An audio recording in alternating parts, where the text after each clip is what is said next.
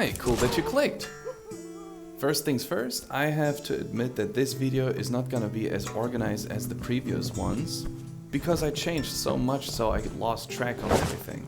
Instead, I will just show you some new gameplay footage and show you what I added and what was the main topic for the last couple of weeks. As you could already see in my previous video, I have this apartment map prepared, and since then I was working on the mixture of dynamic and baked lighting.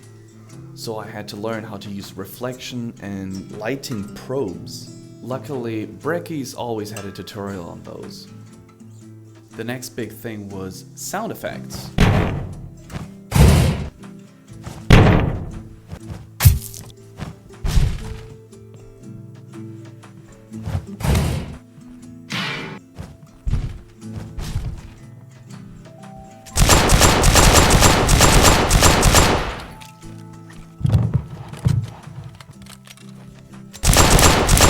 Sound effects was quite a beast to make because there have been so many problems with the build version of the game, so I didn't know if I could just put an audio source and always play on demand or if I have to instantiate a sound, so that actually took me over a week to figure out properly.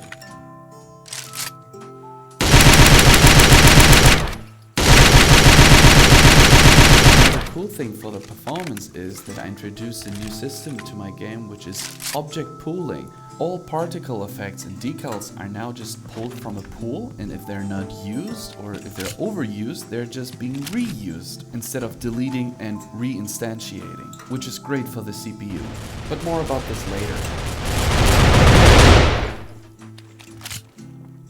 Another topic I did was additional animation for the player. I got the idea from the wonderful game The Darkness, where they were fixing Z-fighting whenever the player was standing in front of an obstacle. They added new animation. And since I had Z problems as well, I thought that would be an elegant version to fix the problem.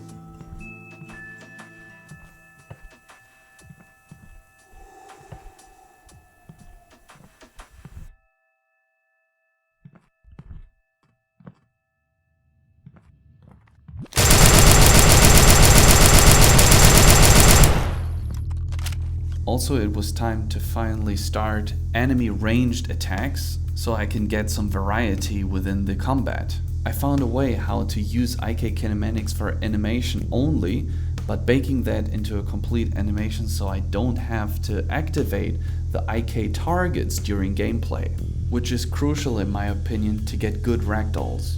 Animating for me is actually really fun, and I spend a lot of times for smaller details as well. Those detail standards couldn't be met when I was using root animation, so I had to go back to do in-place animations to make it less buggy. It's not perfect, but it's definitely working better. I'm not quite sure if I understood the root animations properly, but when I was setting up the humanoid rigid, it was based on muscle and not on simple rotation and transform. That means I cannot keyframe the animations as easily as I want them to, but I have to manipulate the muscles and the bones so that it would look like the animations I want to. My weight paint and rigging skills are not that good, so it would be too big of a hassle for me to create a perfect humanoid skeleton.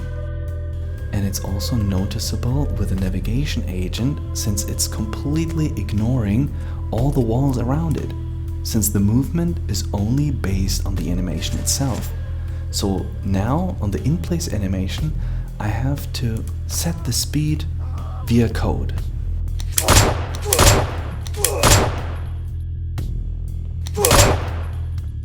Right now I'm working on a stabilizer, which is going from the animation status to the ragdoll status and back again. However, I don't want the ragdoll to fall on the ground right away unless it really has to. So if it's not falling, he should be stabilized and he can go back into attack mode. However, if the player is brave enough and has enough bullets, he can make that animal fall right away. But you're gonna die quickly in this game, and I'm trying to make the enemies not as stupid as possible.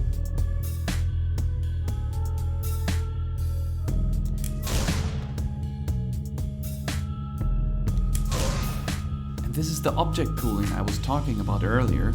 Here you can see that there have been many things instantiated, but they are just being reused, deactivated over time, and activated again on a different place.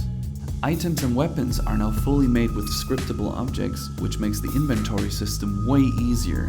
And since I want to create a lot of new weapons to put in the game, it's way easier to just add the values and put it in. Also, my main control script lost thousands of lines thanks to this. Those implementations actually gave me quite an FPS boost, which I really did not expect, since this is my laptop.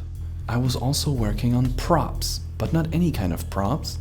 These ones are crucial for the combat as well. Once the enemy is in the ragdoll mode, these props are not considered as walkable. The enemy would actually slip over those cartons, and they have their own joints and react to almost everything around them, which is sadly also the reason why they are such a CPU killer. I'm putting a lot of effort into the world building and the environment, since I have learned so much in the past 2 years, especially when it comes to programming and environmental building, and I want to tickle the last bit out of myself that I can find.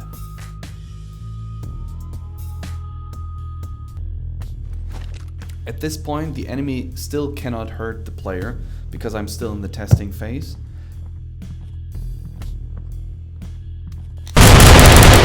However, here's some gameplay because actually I said everything I wanted to say. Okay. See you next time!